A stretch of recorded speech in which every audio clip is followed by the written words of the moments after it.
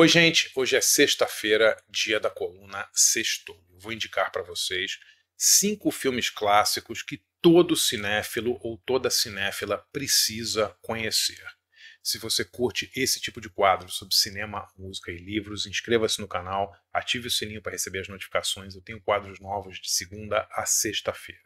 Queria agradecer demais a você que assina e apoia meu site andrebarcinski.com.br. Se você não conhece o site, galera, por R$ 20 por mês você tem 3 textos inéditos por semana, tem direito a participar de cursos, debates, workshops, tem acesso ilimitado ao acervo do site, que tem uns 700 textos inéditos exclusivos do site, né?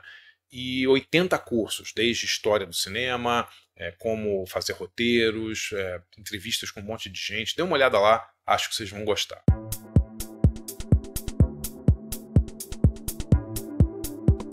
Hoje eu queria indicar 5 clássicos do cinema para qualquer um que se interesse pelo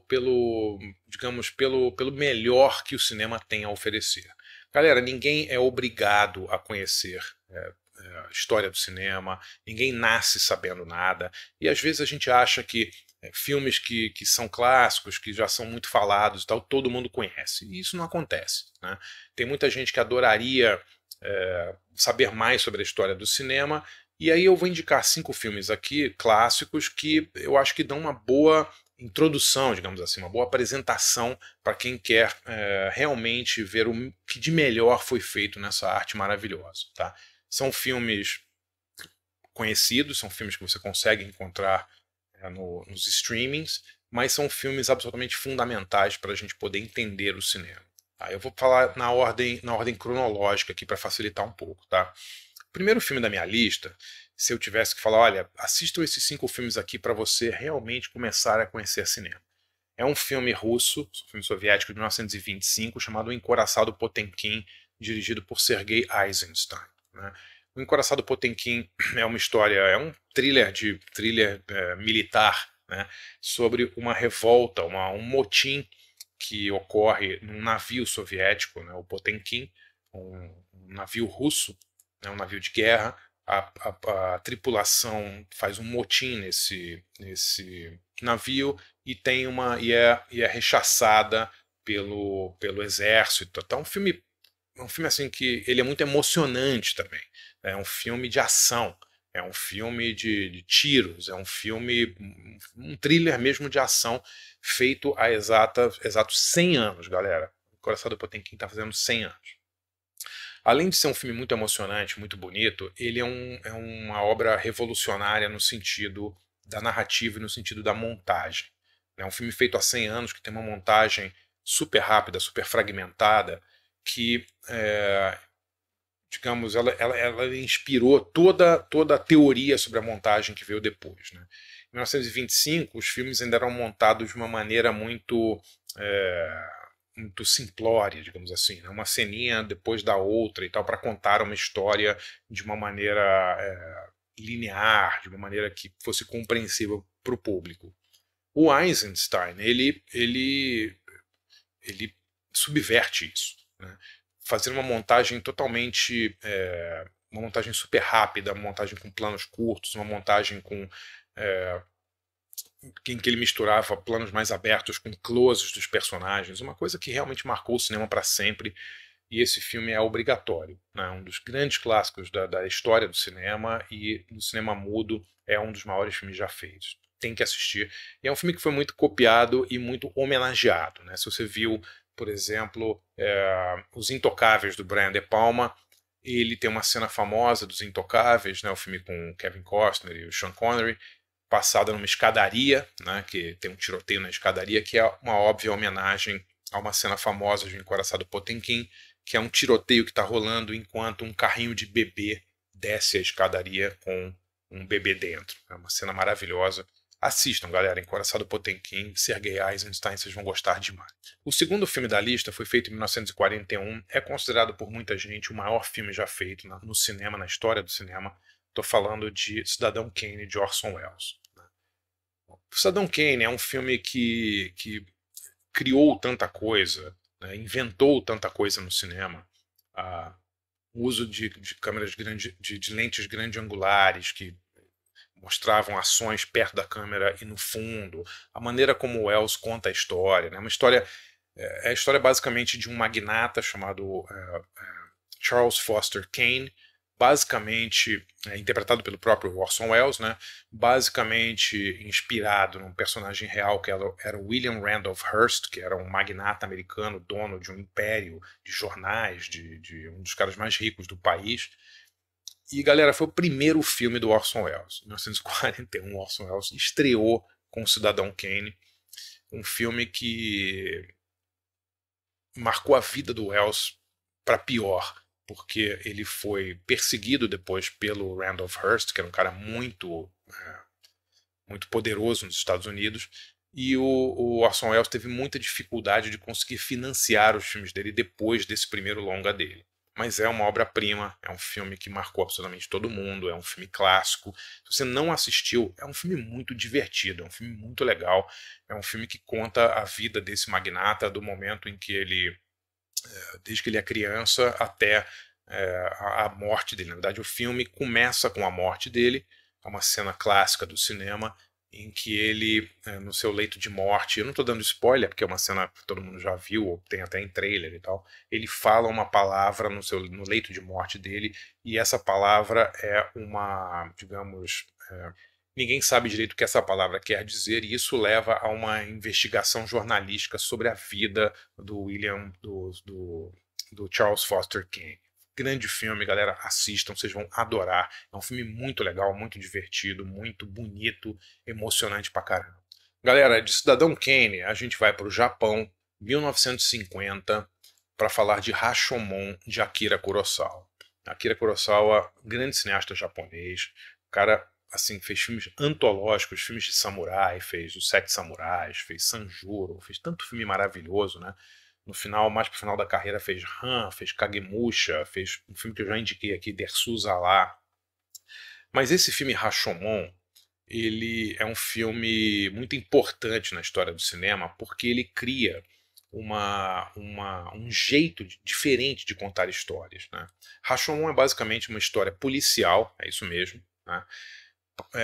Passada no Japão feudal, que conta um crime, né? A morte de um samurai. Mas qual é o barato assim, do Rashomon? O filme é contado por vários pontos de vista diferentes. O Kurosawa mostra várias pessoas contando a mesma história, e cada uma tem a sua versão para a história. Esse filme é tão importante do ponto de vista narrativo, do ponto de vista de roteiro, que ele meio que inventou um adjetivo, né, rashomônico. Né? Quando você quer uma sala de roteiro e tal, falar, vamos fazer um efeito Rashomon aqui, ou seja, vamos criar uma história em que ela é vista de maneiras diferentes por vários personagens. Galera, o filme é feito em 1950, o filme tem 75 anos, né? E é um filme que já inovava muito na linguagem cinematográfica e nesses artifícios de roteiro. Além de ser um filme extremamente emocionante, super bem filmado, linda, a fotografia maravilhosa. Galera, Rashomon é um filme que você tem que ver. Quando as pessoas falam assim, cinema clássico, preto e branco é muito chato. Chato é uma pinóia, os filmes são maravilhosos. É impossível você ver Rashomon e não se emocionar. É impossível você ficar entediado no meio desses filmes. O filme é incrível. E a maneira como, assim, há 75 anos atrás, ele conta a mesma história sob vários pontos de vista é absolutamente genial. Então, quando você assistir alguma série nova e que tem esse efeito, tipo, vários personagens contando a mesma história ou narrando a mesma história, o Kurosawa fez isso 75 anos atrás, galera. Assistam Rashomon, vocês não vão se arrepender.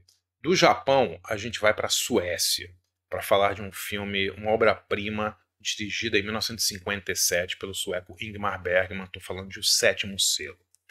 Galera, se você gosta de cinema fantástico, você gosta de cinema de fantasia, Sétimo Selo é isso. O Sétimo Selo é um filme sobre um jogo de xadrez entre um cavaleiro vivido pelo Max von Sydow e a morte. Literalmente, ele joga um jogo de xadrez com a morte. É um filme passado na época da Peste Negra, século XIV, né? E é um filme absolutamente maravilhoso. É um filme um pouco diferente, né? O Bergman também ele é muito conhecido por dramas pesados sobre relacionamentos e tal, ele fez muito disso, mas esse filme não. Esse filme é um filme de fantasia, é um filme sobre uma um local devastado pela praga. É um filme absolutamente fantástico, né? E eu acho que serve como uma introdução muito legal à obra do Bergman, né? Se você gostar de O Sétimo Selo, aí você pode procurar outros filmes. Persona, ele fez tantos filmes maravilhosos, né? Mas O Sétimo Selo, Morangos Silvestres, é um filme lindo dele também. Mas eu acho que O Sétimo Selo é um lugar ideal para você, digamos, como uma introdução à obra do Ingmar Bergman. Assistam O Sétimo Selo, Ingmar Bergman, 1957, é maravilhoso. Se você gosta de filmes de horror, você vai perceber como o cinema fantástico imitou cenas inteiras desse filme. Sempre que você vira uma cena em que tem um personagem em silhueta andando numa montanha, assim, filmado de longe, galera, copiado do Ingmar Bergman. Assim, um filme que marcou muita e muita gente. E bom, já falamos da União Soviética, Estados Unidos, falamos do Japão, falamos da Suécia e agora a gente vai para a Itália, 1960, um filme absolutamente fundamental que é La Dolce Vita, de Federico Fellini. Né? Em 1960 o Fellini fez esse filme, o Marcello Mastroianni, grande Marcello Mastroianni, interpretando um jornalista. É um filme basicamente sobre o jet set, a high society romana, né? A high society da época. E é um filme muito ácido do Fellini, né? Em que ele faz digamos, uma crítica ao culto à celebridade, a essa coisa da fama instantânea. 1960, galera. Né? E a gente está falando de um filme feito há 65 anos atrás, em que o Fellini já tocava nesses assuntos todos, né?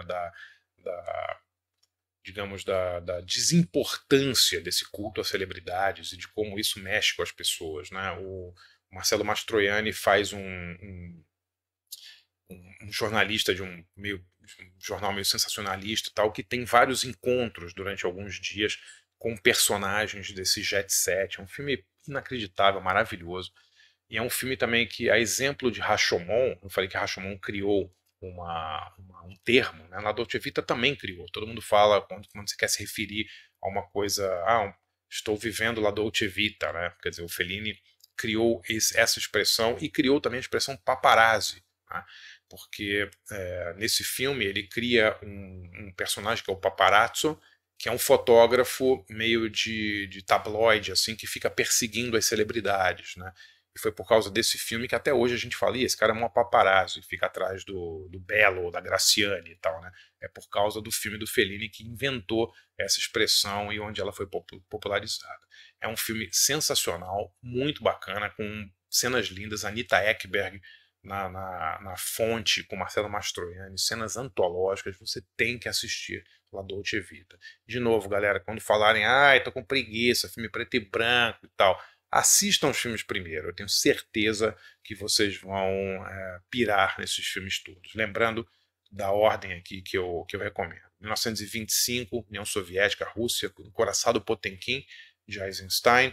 Cidadão Kane, Orson Welles, feito nos Estados Unidos em 1941.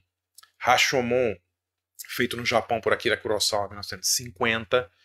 Sétimo Selo, feito pelo sueco Ingmar Bergman em 57. E 1960, filme do italiano Federico Fellini, La Dolce Vita. Galera, um ótimo final de semana para todo mundo. Assistam esses filmes.